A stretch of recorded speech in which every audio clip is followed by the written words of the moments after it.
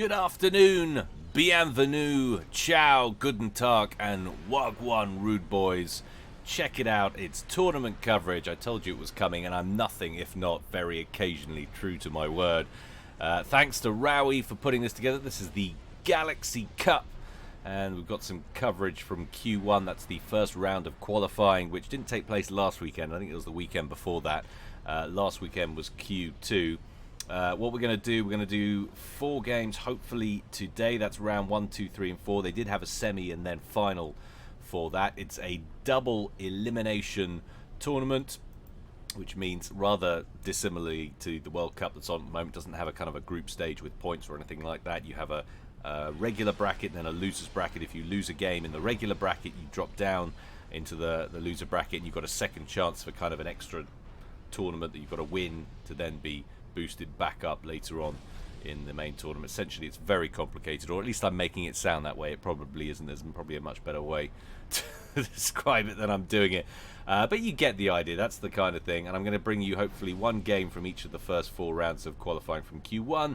And the first game is going to kick off. The first rounds took place on a map called Break V3, which I believe is a new map to Guilecast. Exciting stuff! I'm ready, you guys are ready, and the players are sure as hell ready. So let's go on over to the game zone and see how these guys are going to get on.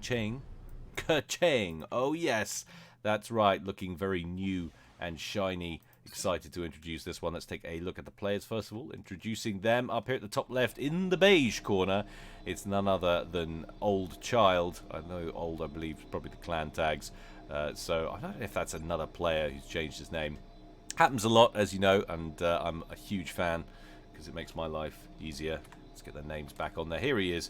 He's going Seraphim and going Land all day. Down here at the bottom right in the red corner, we have Plasma Wolf.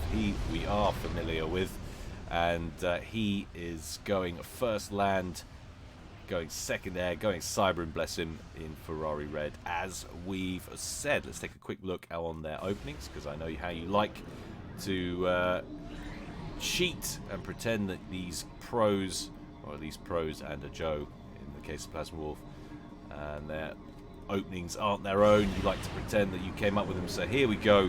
First Land, second Air for Plasma Wolf. It looks like he's going Land, 2 P-Gens, 2 Core Mass, and then another P-Gen, then another Core Mass, then an Air Factory, then another 2 P-Gens. Pretty convoluted if you ask me. Child went first Land, 2 P-Gen, 3 Core Mass, and then is he going P-Gen all day before breaking into the last 3 land factories, or last 4 land factories? Yes, I believe he is. So slightly unusual start there. Let's take a moment to say something about the map. Bisected, the front line you expect to be going from the top right to the bottom left. Couple of plateaus here and here. 4 mass there, 4 mass there, and another couple of outlying 4 here and here, with 1 in the middle, and should we just say a small amount of reclaim in the middle in the Pebble district, right in the center there. Lots and lots of mass to be had, and 2 hydros apiece flanking it all on either side. So slightly different, slightly unique. A 5x5k.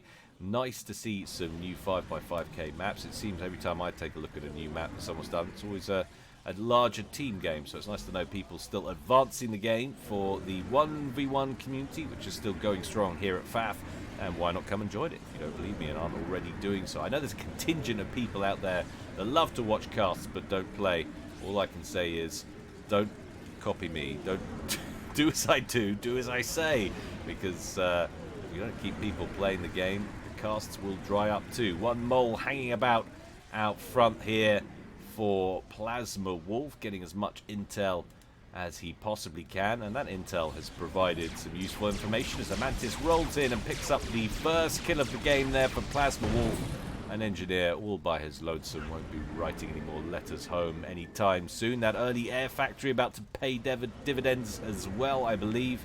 Plasma Wolf spitting bombs out surely on unsuspecting engineers. There we go, raining bombs down, picks up another kill there. 2 NGs down. Let's look at that kill loss ratio. It's not even registering yet. Oh, almost takes out a 3rd NG there. A little bit of impact damage, but not enough to pick up the kill. There goes another one, and would you look at that, it finally kicks in. 14.63 for Plasma Wolf versus 0.08. Bit of fun, not relevant at all looking at that inside the first 4 or 5 minutes. And Mantis finally taken down by a FAM, moving into the area there from Child. So Plasma Wolf has pulled his commander out of that starting section in the bottom corner, picked up a land factory on the way, throwing another one down here. Engineer picking up an extra one next to that as well. Child still firmly in his corner, getting those first land factories online. Plasma Wolf just falling behind slightly. No, he's ahead slightly. It's bouncing back and forth. Hard to know because of the reclaim. It's looking like it's 11-9 in favour of Child. 180 to 160 in favour of Child on power as well. Reclaim telling a different story perhaps. 1.5k versus 1.2k in favour of Plasma Wolf. Get the words out eventually, I will, I promise. Youngest son, Percy, he's teething at the moment, so I'm getting about 20 minutes sleep a night at the moment, which is good fun. Basically what I'm saying is if I'm rambling through these casts today, these replays, blame my 18-month-old child. It's not my fault at all. Always better to blame kids, said Trump while he was locking them up.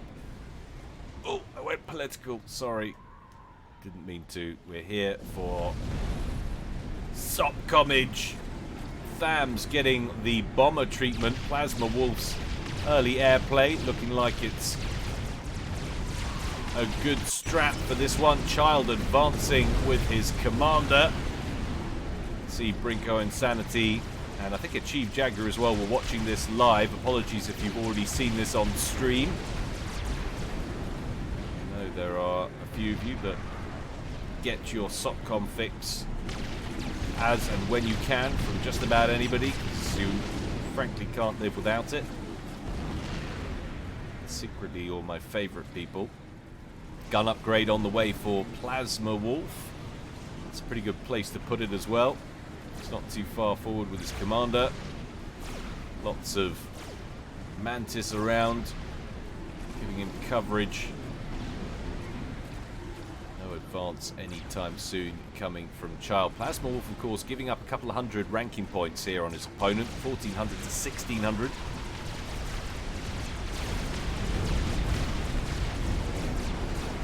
Another bomber shot down. Increasing numbers now of ISILs, those T1 mobile anti-air units for Seraphim on the field now for Child.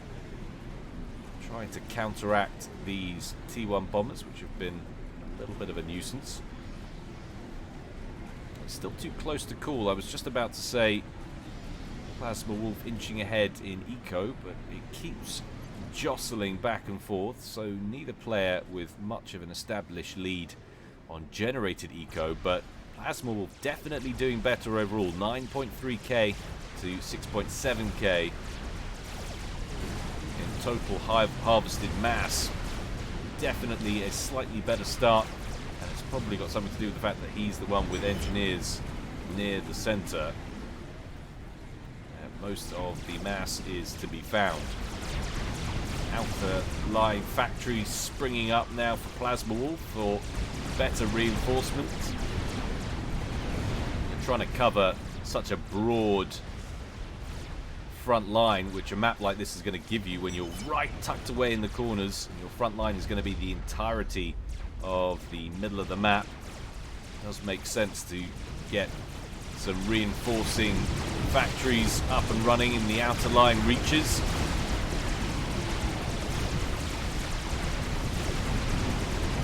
Child horribly outnumbered over here in the east. Going to be a strong win for Plasma Wolf, who's advanced forward and now has the gun upgrade on board that Cybran ACU. Rapid rate of fire Could be difficult to contend with. Gun upgrade on the way for Child, who's now taking direct fire from Plasma Wolf's ACU. This could be a very ill-timed upgrade indeed. He's about 60% done and dropping now towards about 80% health. He has got a lot of THAMs around him, but he seems reluctant to send those in. They advance forward. Mantis coming in now for Plasma Wolf, who brings in a bomb, who's going to drop down a whole bunch of bombs on top of engineers who are helping the ACU with that upgrade. 88% done and climbing. More engineers would have been a benefit to get that up and running. In comes the Mantis. He gets it completed, but he's taking huge amounts of damage. That gun upgrade could have done it for Child. Down he goes into the red. T1 bombers coming in over the top. He's firing that cannon furiously. Don't think Plasma Wolf has the Mantis to pursue Child down to sub 2k HP.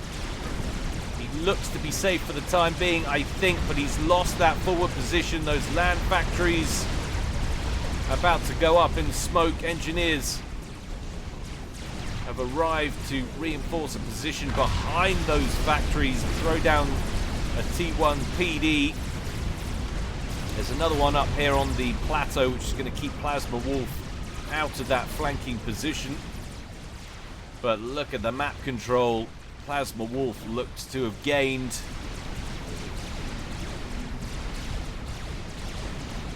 Down goes the factory. Strong showing here, and it's all down really to the timing on that gun upgrade. If Child had been a bit quicker,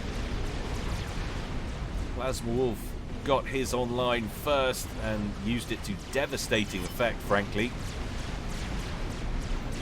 Cheeky little run by, got a unit or two in the back. Didn't get any damage done on the main base. Has managed to take out that PD over at the central northerly plateau. Now Plasma Wolf just opening up more avenues for attack. Child has maneuvered his commander over here to defend. He just hasn't got much else in the area that he can use. Child still in the red. He'll be pulling out of it soon. Definitely looking peaky though, and would you look at that income, 31 to 11, almost 3 to 1 mass advantage generated eco now for Plasma Wolf, and massive amounts of reclaim on top of that. He's got the lion's share of the reclaim now available to him, and this is going to be very difficult for Child to come back from.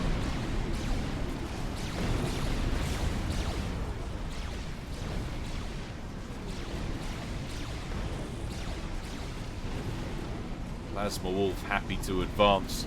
Fully healed commander. He's got stealth. He's got a gun upgrade. He's got a very strong hand indeed. More T1 bombers coming into good effect.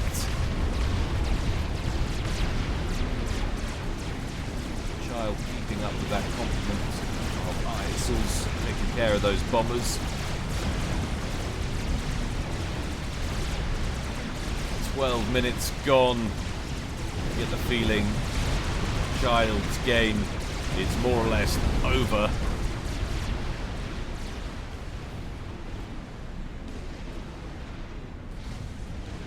As he retreats to the last 20% of the map, really, that bottom corner. All the rest firmly in the Cybran's hands. Child trying to be aggressive in defense.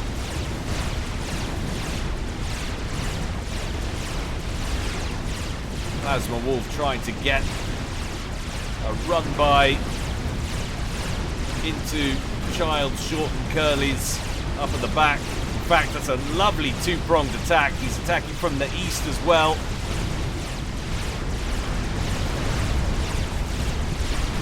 Child back up to around 5k HP. You don't want to be wasting your shots right now, sir.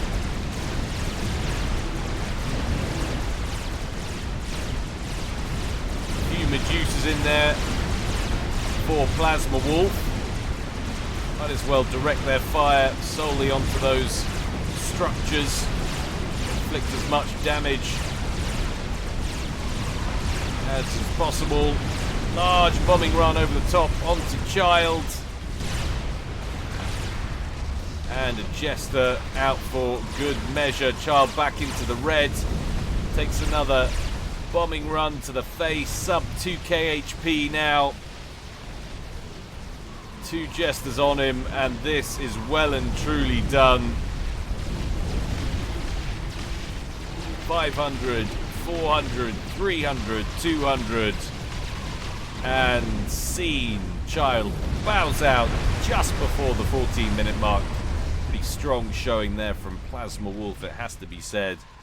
We're all very impressed with your cojones, sir.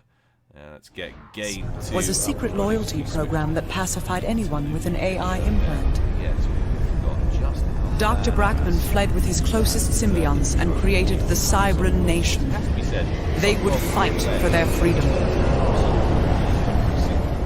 Way, except An alien race called the Seraphim was discovered by human colonists. for the original The Seraphim introduced the settlers to something called the Way. screen. But despite those Narrative. peaceful overtures, the aliens were attacked by xenophobic soldiers. We've got the second game, which is going down on Desert Soon, the Seraphim... Joust.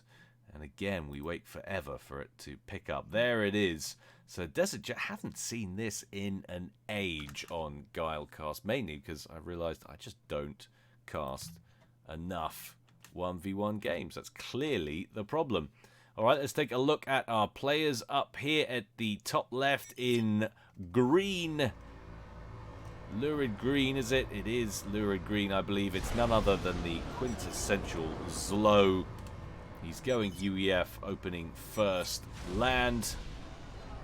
And then he's going core mass, keeping his guessing about where he's going after that. His opponent down here in the bottom right in the grey corner, in Elephantine grey no less, it's Robo gear. He's going Seraphim, opening first land, going second air down next to the Hydro, getting land. Core mass, first engineer out, going on the Hydro. Is he going to assist the Hydro with his commander? Yes, he is. I quite like that as a system. Very similar, I think, what's going on here with Zlo. Still keeping us guessing about whether he's going air. Maybe he hasn't decided. Maybe he just detests casters. Doesn't like to give away any of his juicy strats. He's going second land. So there we have it. 2 differing opening starts there. Hydro then, 2 P-Gens, and then a land factory. Getting a few more P-Gens down here for Robo gear. Not surprising since he's dipping an early toe into the freezing cold pool of airplay.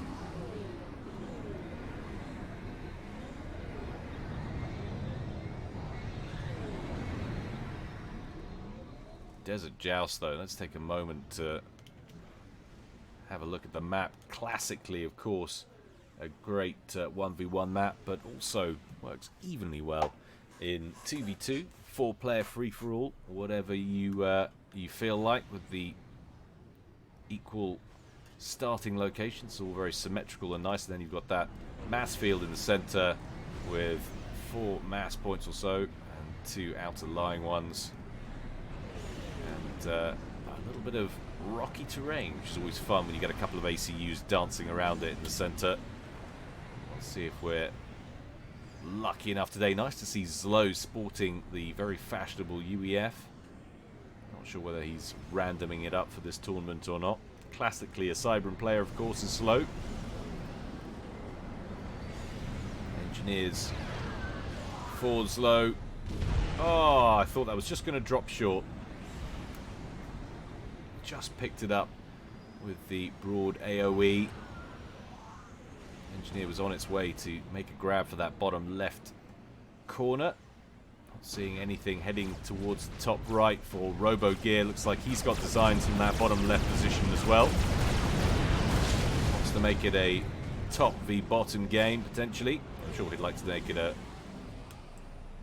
top right, bottom left bottom right versus top left game. We'll see if that comes to pass. Certainly got a good start here with the early airplay. Zlo has gone for an air factory though. Just wasn't second. Has interceptors now defending the skies over his portion of the map. This is a little closer, a little more even on ranking, just 100 points now between these two, as opposed to the previous game. It's about 200, I think.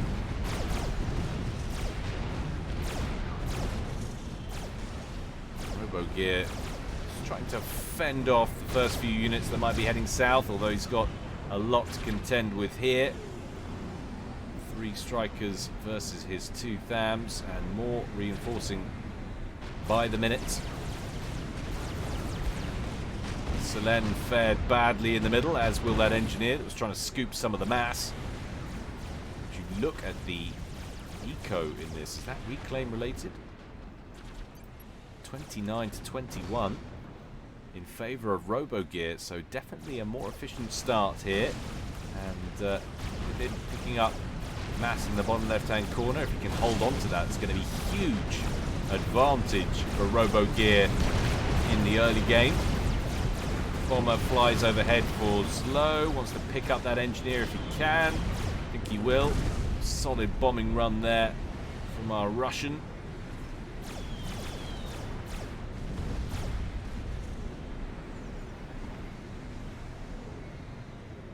No mobile anti-air on the way in as yet for Robo Gear. Has got a couple of interceptors lurking near his base, but probably well aware that he's outnumbered in air power. Could be prioritizing it at all. Got 3 engineers assisting that air factory now. Zlo, meanwhile, has pulled his commander right to the center. He may be behind in generated eco, but he's inched ahead now on reclaim, 4.6 to 4k. But he's way behind on generated, 37 to 21 now. Needs to grab one of these corners ASAP, or at least start erecting mass points on those spaces in the middle. Because at the moment Robo Gear's got forces sitting on both corners, and he's in possession of 2 of the mexes. Early upgrade for Zlo complete. T2 units on the field. Pillar rolling off the conveyor belt there.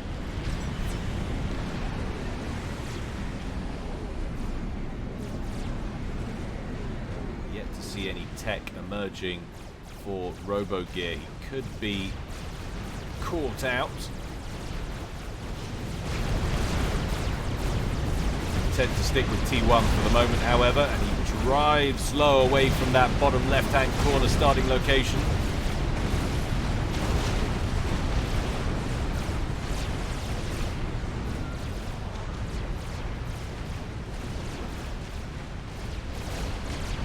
For a minute he was going to push on towards Zlo's main base.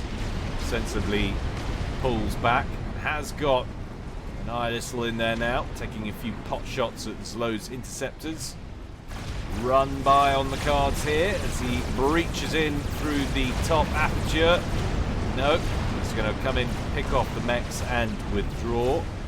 39 to 21 in favor of Robo Gear, who's about 1,500 mass. I'd say ahead of Zlo in total mass accrued. Oh, hello. Attack missiles, though, being launched from where? Is that from the commander? No. Well, attack missiles coming from the main base. 1 kill so far, another one away, and those are core T2 mexes that are under threat. He's going to want to get some tactical missile defense online ASAP, and I don't believe he's concentrating so much on what's happening elsewhere. I don't think he's registered the mass sniping that's going on at the main base. That's 2 T2 mexes that are down and out now.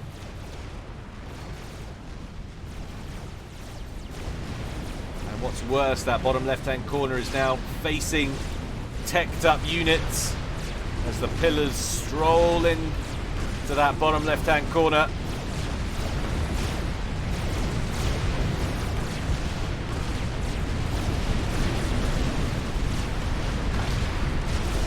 And that's looking like a pretty comfortable win right now for Slow as he steamrolls that position.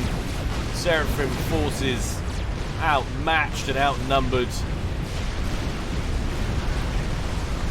Just the land factory to go, and Slow nearby with his commander as well. He can roll straight in there with the comm and pick up that position. Robo Gear has moved to the middle with his commander. I'm impressed that he's still on 33 mass, having lost 2 of his core T2 mexes. They are rebuilding. Now he's got some TMD. But look out, those pillars knocking on the door of Robo Gear's main base. Robo Gear's comm has been pulled. Remember, it's near the middle. He has energy storage, so he has access to overcharge if he wants to get tangled up with those pillars. Looks like he doesn't fancy it. Instead, he's going to shift north. There's another band of pillars coming across the map in that direction. Now, some T1 PD online in that top right-hand corner for RoboGear, helping him lock down that position. However, that tactical missile launcher is redirecting its fire over here, takes down the land factory, so reinforcement delayed up there in the northeast. And now air control looking like it's shifted towards RoboGear as Slow's interceptors just get massacred over the top of RoboGear's base.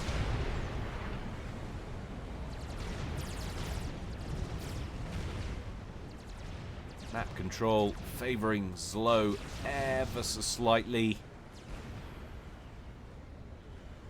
Kill loss ratio 1.3 to 0.7. And Slow catching RoboGear up in generated eco as well, 31 to 35.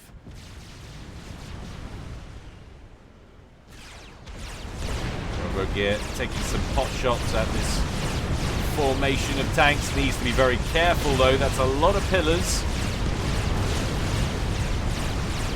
They are going to withdraw, RoboGear's going to pursue. Expected more overcharge, obviously his power replenishment not ideal. Slow over here getting Zeph amp on the comm, 80% complete. Sensible decision. RoboGear decides not to pursue.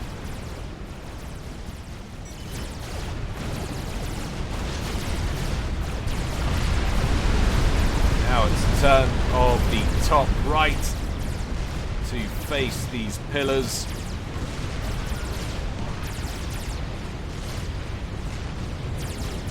Down goes the PD. Now it looks like both corners slipping into Slow's possession. RoboGear has upgraded to T2 though. Recognized the threat. It's got some ill-shivers on the scene.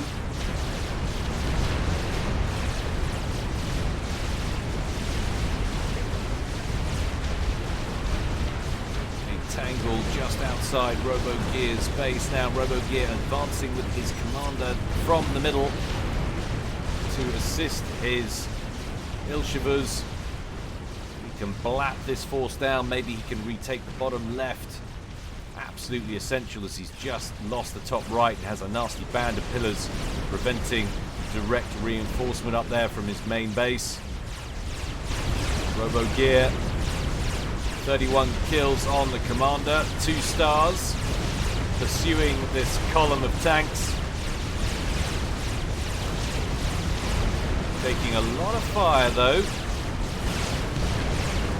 Now, sub 50% HP.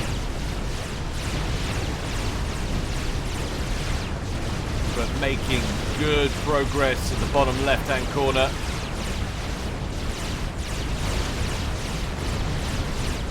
Slow overtakes RoboGear, 41 to 39 in generated eco.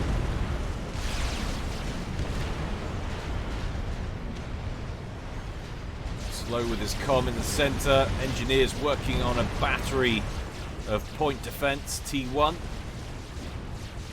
No sooner does RoboGear regain the bottom left, Slow grabs the top right. He's now got a full mass advantage on generated eco, and in fact, he's 3.5, 4k up on the deal in total mass accrued as well. 49 to 45.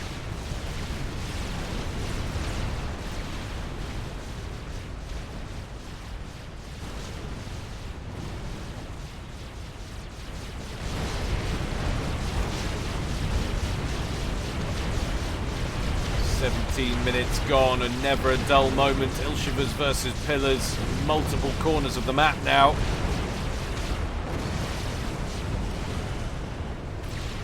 RoboGear needs to be careful though. He's getting himself isolated, which is a nasty looking group of units that are now very much more comprehensively covered with shields. You've got Flak in there, you've got Mongoose for a bit of range, you've got Flapjacks for even more range, and Slow's Com sitting right in the middle of it all.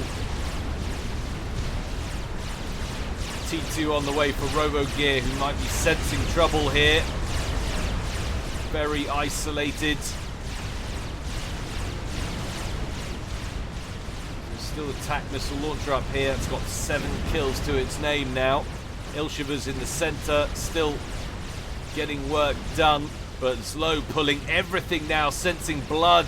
That position that was blocking off expansion to the top right for RoboGear has been abandoned because Slow has RoboGear isolated from his main base. Could we finally see the Sean Bean of Guilecast survive? I truly hope so. I'm rooting for you, sir.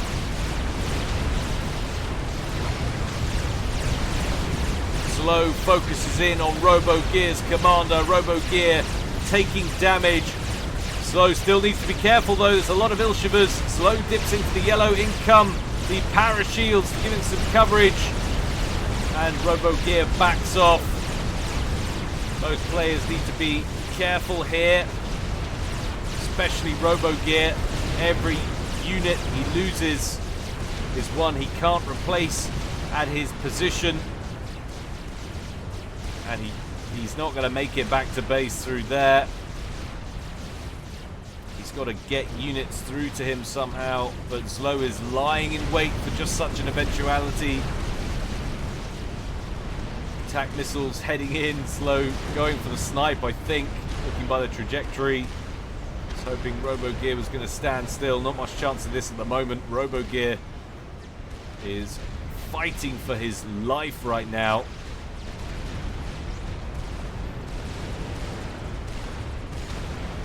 Slow just strolling in with his com.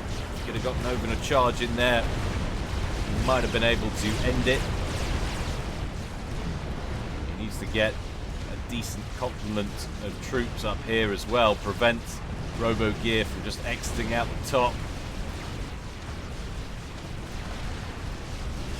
Just wondering if he's brought too much down into this position and not reinforced the top enough.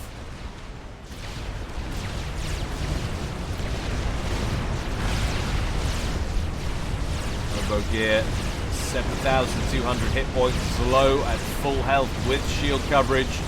His only escape, RoboGear, is surely out of the top. Should be pushing in that direction now. He might just have some intel though, seeing the engineers as hostiles. Get in with some overcharging and get work done. Engineers though working on some plasma cannons, one online. 2 more queued up. There goes the second. Third one started. Parashields moving in. Lots of pressure coming from the south. RoboGear taking fire. There's no way out. Boom, baby. GG goes out from RoboGear. Always a sporting gentleman. 21 minutes and 45 seconds. And Slow progresses. Good to see, sir. Solidly done. What? A little bit of cheating going on at the end there from some of the observers. Spawns a Monkey Lord and zaps Slow's com, but we won't worry about that. Strong win from Slow. RoboGear will advance. Let's go back to the 1,000 years. Billions of lives have been lost. But now the actors are assembled. The final act is about to begin. It is time for the infinite war to end.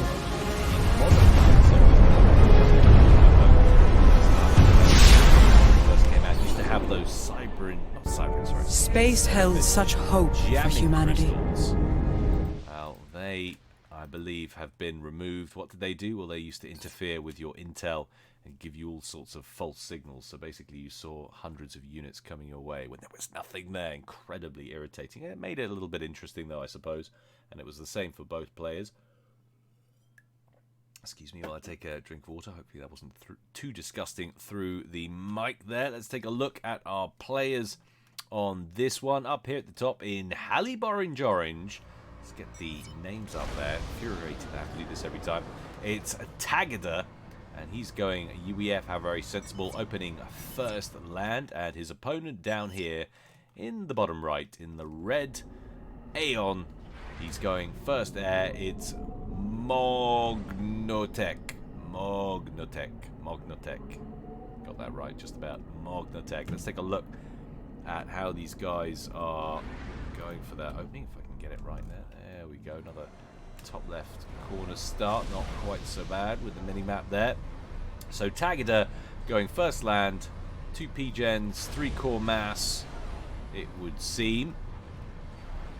And then, where's he heading after that? No, sorry, 4 core mass on this one. Then he's heading over to some more P-gens. Got a few more P-gens. Then he's going second land and third air at the end of it all. Magnatech is not building anything more in the base that we can see. Engineers out on reclaim orders.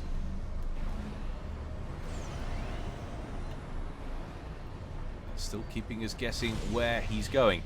Be warned for this one, guys. If you take a look in the top right hand corner, you will see there is quite a gulf in potentially talent between these guys. That's not the right word, talenty. Ability, I'd say. Ability. 1400 versus 1800 in favor of Taggart. He is our seasoned vet, and you would expect him to do well. Magnatech, yet to get a second factory out, is working on some air power, however. Go back to full screen. Might get a couple of juicy kills here inside the first 3 minutes. Yet to see any air factory online for Taggart, so if he's going to defend, it's going to be with mobile anti-air. Scout plane out first of all for the read. You want to get a bomb right in there, take out a couple of engineers, hopefully maybe a P-gen or two. Got any anti-air in production? No, not yet. This is just a spy plane. Should know that there's more on its way in. Engineers on the move. Nice little split. Was it intentional? Hard to say. Does manage to pick up one of the engineers though. Going straight after the power grid. It's going to take a few bombs there from the old Shimmer. Is it me, or is there offensive weaponry much less powerful than the other races' T1 bombers? Answers on a postcard if you know the answer to that one. It seems like it's taking an awful lot of bombs to take care of these P-jets. I know they're being reps now, but even so, you thought it used to think it took 2 or 3 to take care of some T1 P-gens. We do have some movement on the factory production for Magnatech, and he's gone second and third land. Relatively predictable with that, you could say. Taking a look at who's the more efficient, no surprises. Taggart on 13, Magnatech on 7, just jumps to 10 while I'm speaking.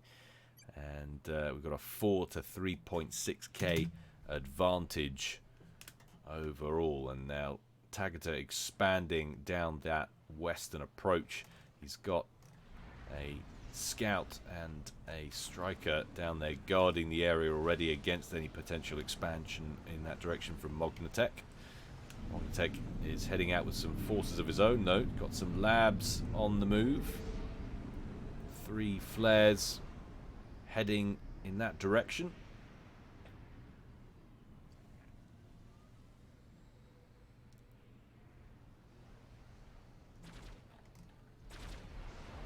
One lab, one flare for Magnatech, heading up to the top right-hand corner as well. Striker gets the job done, does lose his snoop in the process. In comes Taggart though with a couple of NGs to reinforce that position. There's another unit coming up from Magnatech, but it's just a spirit. Scout's not going to get much done over there. More labs inbound. Do with a little more microing to make use of their mobility. But alas, no micro to be seen. And just based on the amount of units, so we do a quick unit count for basic T1 spam. We've got 19 strikers. We compare that to what Magnatech's got. He's got 3 Auroras. Just a gulf of firepower between the two of these players.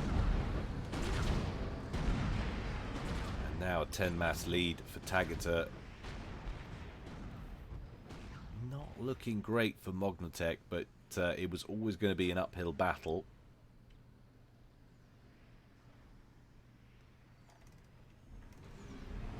Engineers expanding out for Taggart, dropping off single NGs in hard to reach locations.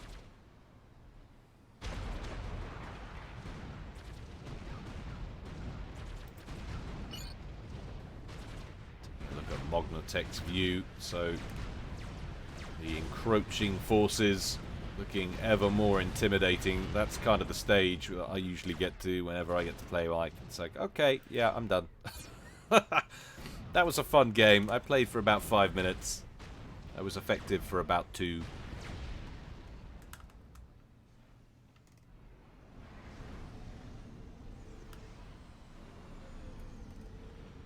Magnatech with a decent number of land factories, though. Will he be able to produce enough out of them to extend the game? That's the question. First, small bands for Taggart are kind of beginning to encroach on his starting area now. And a run by on the cards here. Nothing guarding the back door. You should always guard your back doors, ladies and gentlemen. Never know what could be lurking.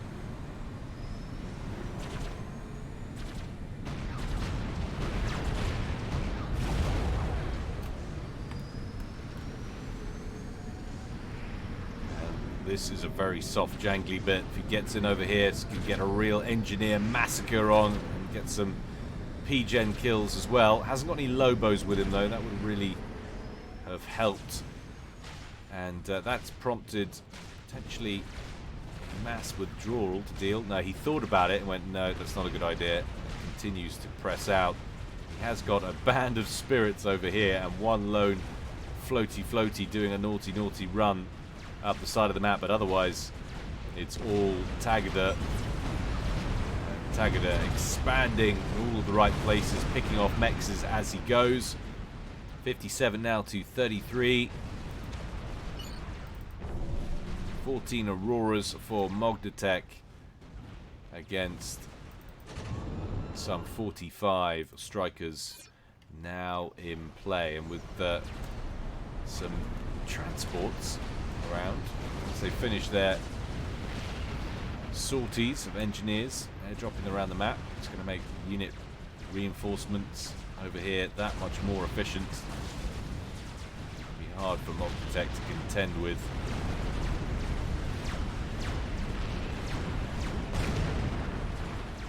Taggart now doubling his opponent's mass eco. 20k to 14k total mass accrued. That is just unsustainable. And Magnatech, having grabbed the mexes in the bottom left, unable to hold on to them.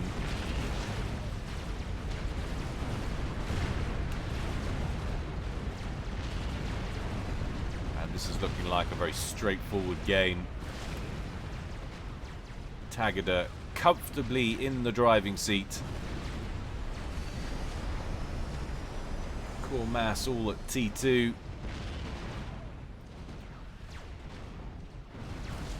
While his counter steadily ticks up, Magnatech is almost regularly static or indeed ticking downwards in the opposite direction. Engineers being airlifted in. This could be a nice little coup for Magnatech if he's paying attention. Nope. Engaged scout planes or interceptors on the other side, and Taggart thinks whoop whoop whoop. Brings in his own interceptors to clear up the skies, and then reverts back to his previous mission. 6 engineers safely on the ground. New base under construction, no doubt. I think we can afford to go to +2 here. I hate calling games before they're over, but it really does look insurmountable now for Magnatech. He's giving it a good crack of the whip though, expanding out west with everything he's got. Commander included.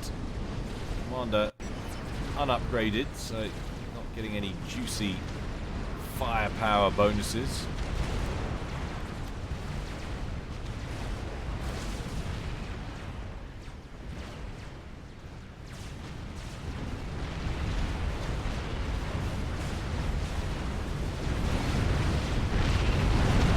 Tinfoil Auroras coming up against superior numbers, more heavily armed vehicles.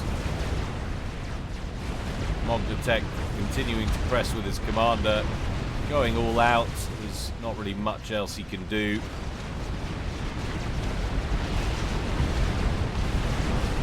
Produced an awful lot of scouts in his unit mix. Perhaps part of that is unit signature bluffing, trying to make Taggart think he's got more firepower than he actually does. T2 air in play now for Taggart as he rolls forth with a Stinger T2 gunship, and his commander has constructed an Aloha attack missile launcher, fires the first one of those away, and there we go. Com down and out. Missed the kill, but really it was always on the cards. So pretty straightforward game there for our round 3 pick. Nicely done by Taggart. Bonds was a secret loyalty program that pacified anyone with an AI implant. Dr. Brackman fled with his closest symbionts and created the Cybran Nation. They would fight for their freedom. An alien race called the Seraphim was discovered by human colonists. There we go. And it's Zlo once again versus Taggart. Zlo over here in his green, customary green, going Cybran this time. His race of choice, classically speaking, and opening first land. And Taggart down here after that strong showing down here at the bottom left in his Haliborange orange, and going UEF once again, opening first land.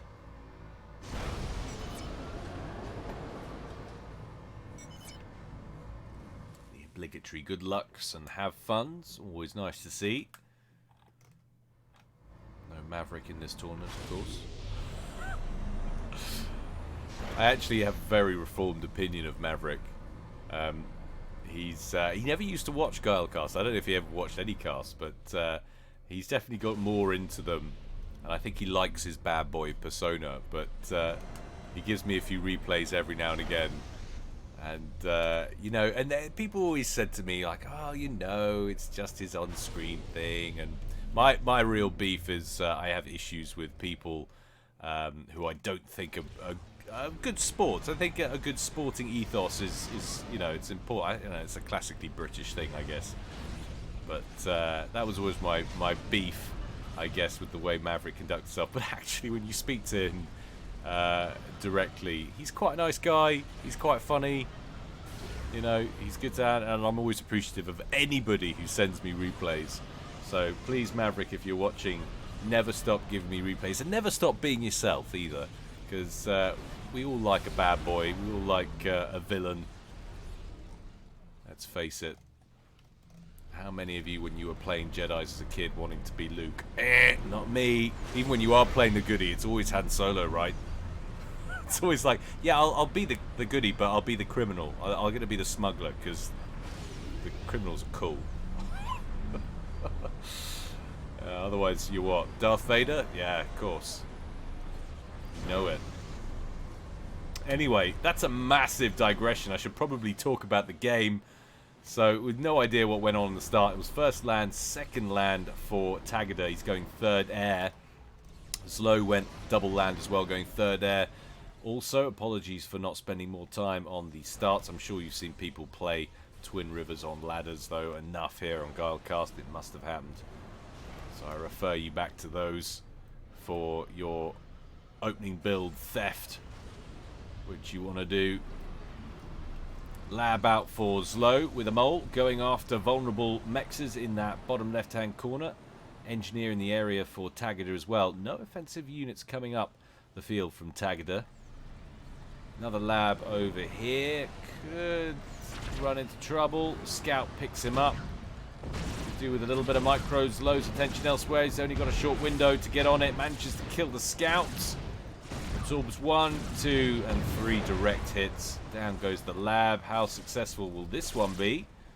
Going after the engineer. Will it get reclaimed? No, it won't. Bye-bye, engineer. It's 1 for 1.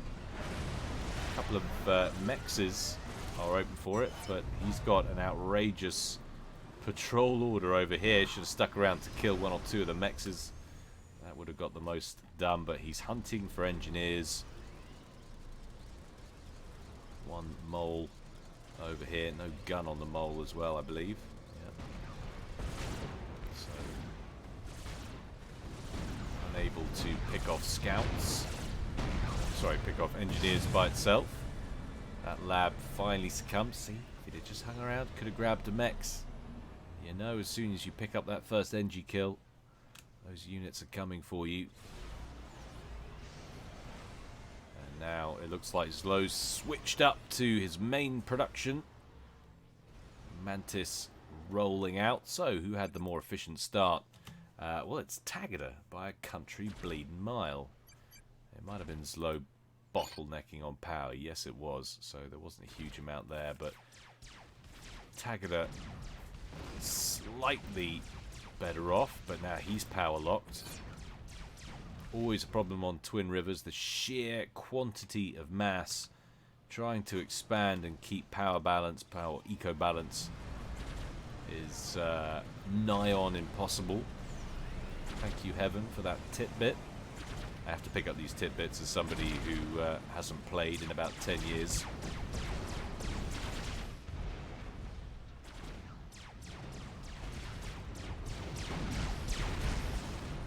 Just sort of sporadic attacks here and there from Zlo. It's like there's a slightly more concentrated group over here at the Eastern River. Just needs to roll them forward though.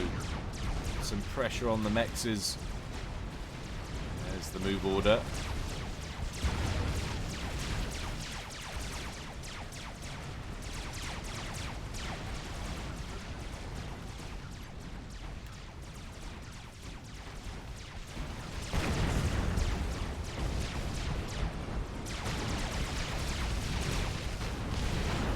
Duking it out at the central reservation. Small win on the ground for Zlo. Neither player getting any transports in play yet to grab the side islands.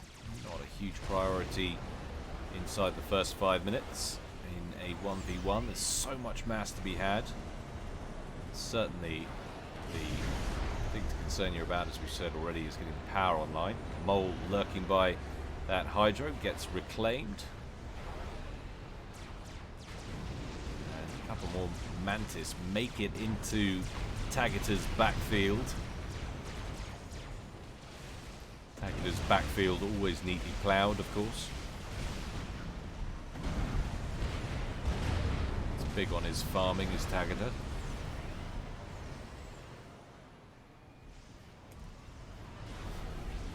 Again.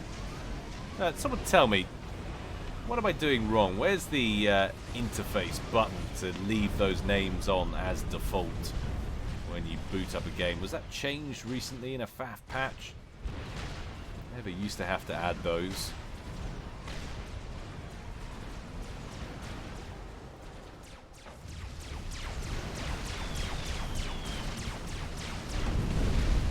Cheeky little snag with the T1 bomber, deals with a nuisance mantis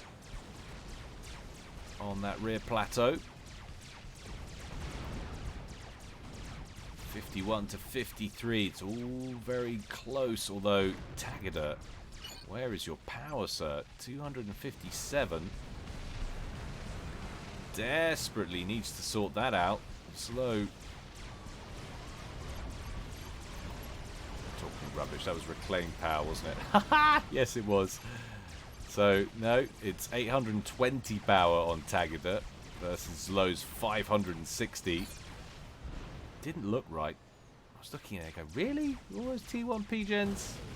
Something not right about this picture. T2 land headquarters up and running for Slow.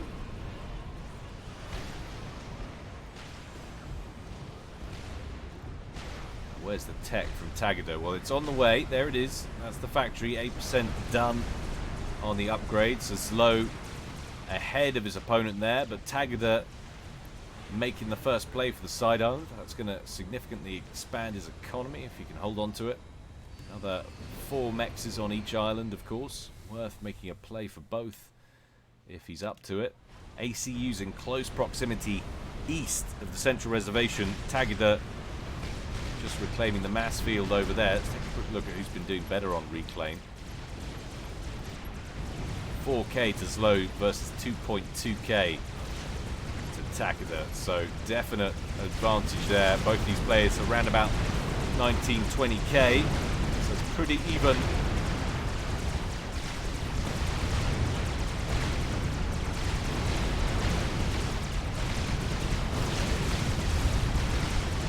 That's a massive win of the Western River. Lots of orange units going pop there. Slow advances, takes out a lot of units and then backs up, losing hardly any. That's a solid bit of play there from Slow, who's at 1.47 kill-death ratio.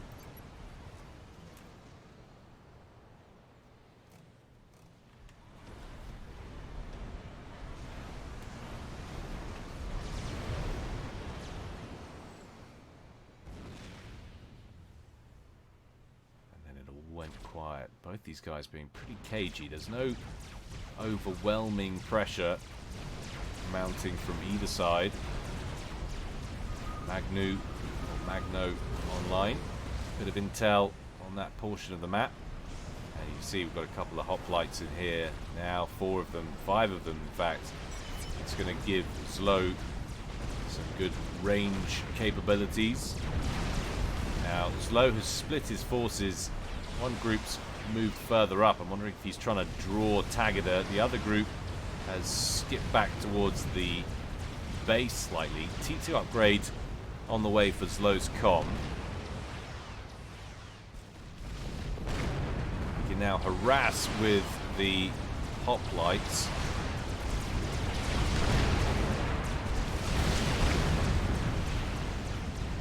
Force Taggart to withdraw. Taggart is building pillars. He seems to be sending them out towards the east. And Taggart makes a play for the bottom right hand corner as well. So it's already 65 to 57. And then of course it changes instantly. Helpful as always. But it's likely, surely you'd think, to give Taggart an edge once he gets his eco up and running on that bottom right hand corner. One lone cheeky mantis in the back corner gets dealt with pretty easily. T2 upgrade for Slow is just taking forever. 80% done. Hello, is that a attack missile floating across the map? Yes, it is. Slow making good use of his attack missiles today.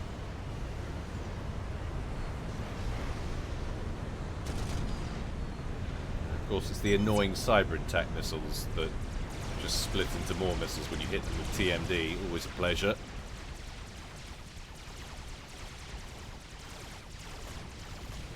Now will he assume he's taken it out and go for a different one while that T2 Mex is still in play? It's going to be hard now. Second buzzkill online. Taggart is on it. Anticipated the missiles. In fact, that one dropped short, taking out Land Factory on the front line.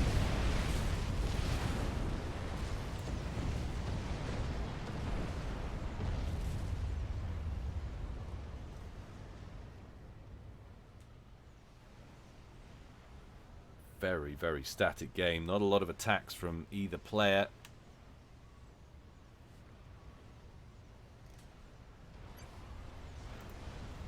Slow power locked again. Urgently needs some more T2 P-Gens. He's got a couple of them in the main base.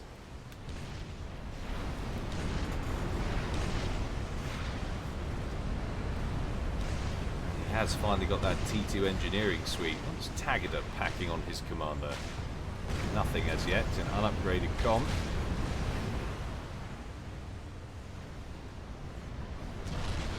So Taggart rebuilt his factory and Slow's going to take it down again. No factory for you.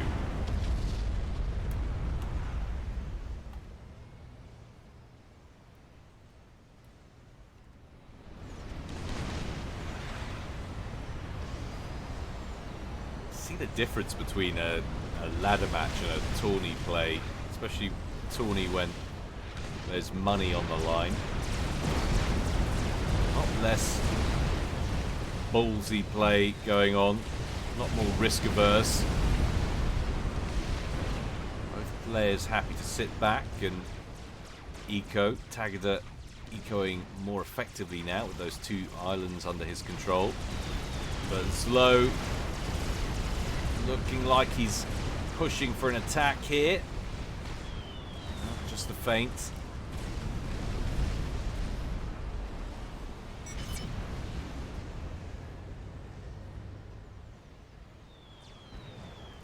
That's a nice approach right down the line. Only kills one unit, but damages a couple more. Now T2 on the way for Taggart's comm as well. Progressing slightly faster than Slow's did a moment ago. I mean, Slow might not have possession of either of the islands, but he's holding on 81 to 85. He's about a K mass behind in total mass, even on power.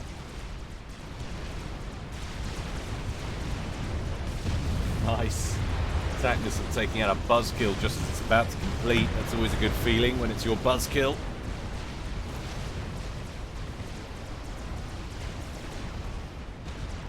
Now Taggart is set to hit back with some flapjacks.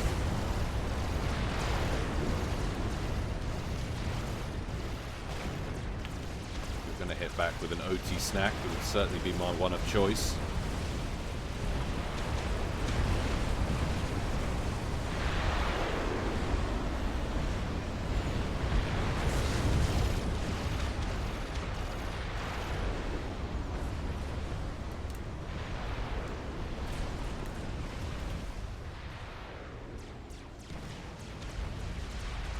Just as this game goes on, bit by bit, Slow creeping forward and just starting to deny more and more of the central landmass away from Taggart.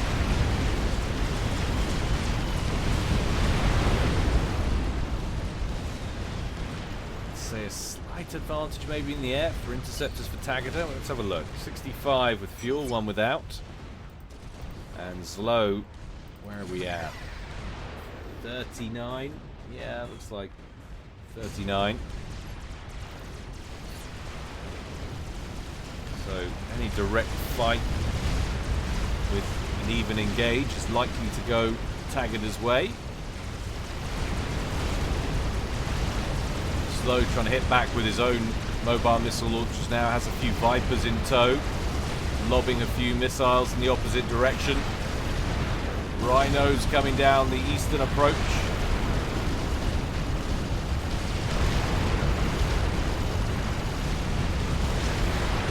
In comes Taggart with his formation, but that leaves them open to hoplite barrage from the north.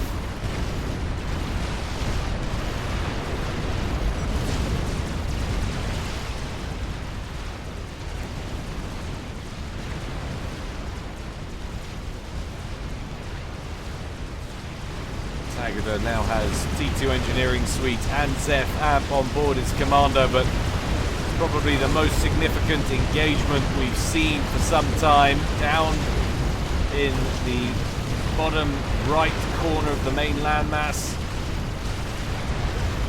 Not sure Slow has the unit count down here to pull off a win. He's got quite a few Rhinos in there. Maybe I had it wrong.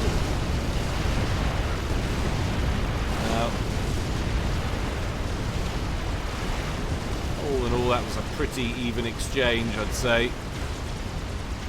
Cheeky run by in towards the main base. 4 Mantis encroaches are going to take down a T2 radar. Now that is a target of opportunity for a small group of units with very limited firepower at their disposal. Oh, yes, Low. Get the soft janglies. What is this pillar doing? Parking up next to them, asking them if they've got the time or something. Use your cannon, the big thing on top.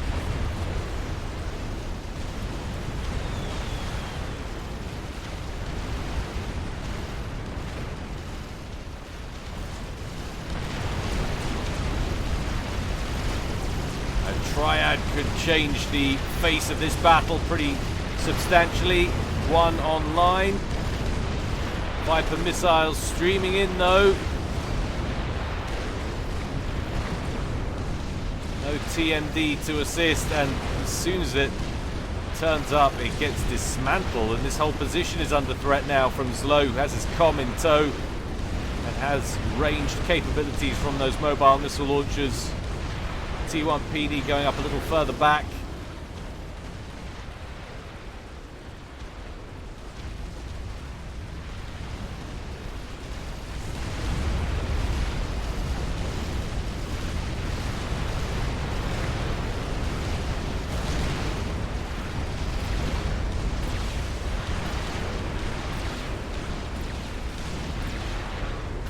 Taggart doing a bit of rock sculpting with his gun there. One thing this map is missing, a Mount Rushmore type thing, glorifying the UEF commanders of old. Slow taking some fire in amongst the triumvirate of T1 PD. All about assessing the ranged capabilities of your opponent and acting accordingly. So amazed that Slow has made no attempt on either of these islands. I thought that was a natural way to go. T3 online for Slow. Already got some bricks heading towards the front line. T3 also online for Taggart. Working on Percival's. Slow's taking a bit of fire though on his commander. 7,900. Taggart's in the yellow also, 10,500. Needs to be a little careful here. There's a lot of green around, and you've got a brick as well. He needs to overcharge that if he wants to tangle with it. Taggart taking fire here. In come the Rhinos to try and block his escape. They've done just that. Taggart could have made a colossal error here. He's looking very isolated indeed. There's now 2 bricks on him. Boom, baby. 20 minutes, 38 seconds, and Slow advances again. Taggart this time, an 1800 dispatched. Not quite as comfortably as his previous game, it has to be said, but you wouldn't expect it to be. Very cagey, slow build up there from him, but slow through to the semis of Q1. And Taggart drops down to the losers bracket. We are not showing any more, I'm afraid, today. I have got some games from the semi-finals to look at, and the grand final of Q1. That makes it sound like it's the end. I shouldn't call it the grand final. The final of Q1, just to see who makes it to the grand final. But thank you very much for Roe for organising this and for sending me the handy little replay pack so I didn't have to sift through ridiculous amounts of replays to find watchable ones. But I hope you enjoyed it, guys. There's always more to come from me in the future. Don't forget, if you feel so inclined, you can support me on Patreon. Thank you to any and all donations that have come so far and any that might come in the future. Every donation helps support me and the channel and by extension the community. Until next time, though, guys, stay well and stay safe. This is Guile, signing out.